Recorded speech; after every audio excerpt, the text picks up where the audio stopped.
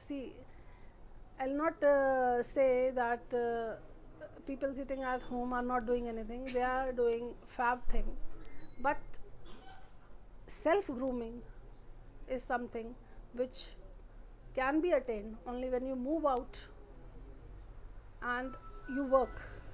You learn a lot of things. Maybe they are fabulous cooks, maybe they are fabulous homemakers, but if you talk about self grooming, there is a lot of difference. So we have to live for ourselves also. Okay. uh, I was sitting with Ma'am Khushbu uh, quite a few days back. She has done a very good job while lockdown. She has spent a lot of her time in and she has compiled a book on English language. And you might have gone through it.